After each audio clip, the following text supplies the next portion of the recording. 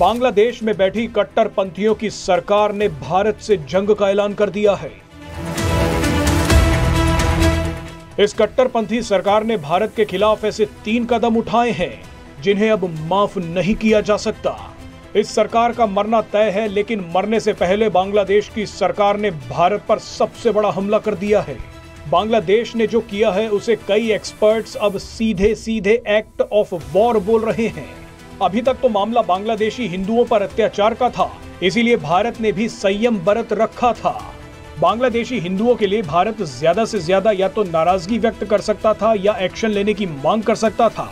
भारत ने यही किया, लेकिन इस बार सीधे सीधे भारत की संप्रभुता पर हमला हुआ है और इसका जवाब तगड़े हमले से ही देना होगा। बांग्लादेश ने पहली बार भारत की गर्दन पर हाथ डालने की कोशिश की है, इसीलिए अब बांग्लादेश की गर्दन तोड़ने का समय आ गया है। बांग्लादेश पहली बार चिकन नेक नाम से मशहूर रणनीतिक सिलीगुड़ी कॉरिडोर के पास पाकिस्तानी सेना को लेकर पहुंच गया है। ये भारत के लिए बहुत बड़ा खतरा है।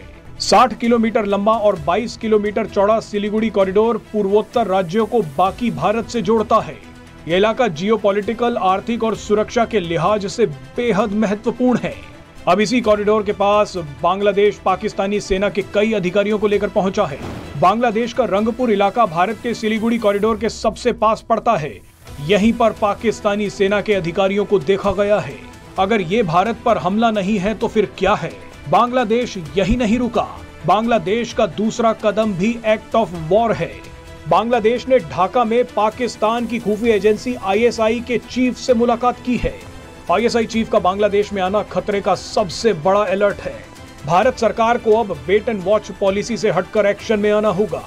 एक्सपर्ट्स का कहना है कि ISI बांग्लादेश के चिटगांव इलाके में दोबारा अपना नेटवर्क बनाना चाहती है। 1960 के दशक में चिटगांव इलाके पर ISI की पूरी पकड़ थी, क्योंकि उस वक्त यह हिस्सा पाकिस्तान का ही था। चिटगांव में बैठकर ISI ने भारत के नॉर्थ ईस्ट में नागा और मिजो अलगाववादियों को भारत के खिलाफ ही जंग लड़ने की ट्रेनिंग दी थी।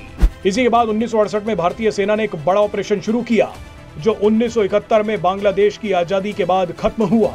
उस समय भारतीय सेना ने पाकिस्तान की सेना और ISI के नेटवर्क को तबाह कर दिया था, मगर अब ISI दोबारा बांग्लादेश में आकर बैठ गई है।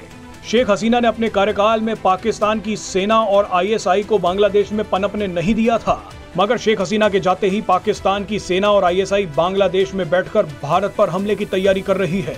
बांग्लादेश की कट्टर मोहम्मद यूनिस सरकार ने यहां तक धमकी दे दी है कि अगर भारत ने शेख हसीना को वापस नहीं किया तो भारत को अंतर्राष्ट्रीय कोर्ट में घसीटा जाएगा। एक्सपर्ट्स का कहना है कि कई बार संयम महंगा पड़ जाता है। भारत को तुरंत बांग्लादेश की टांगे तोड़नी होगी, गर्दन मरोड़नी होगी।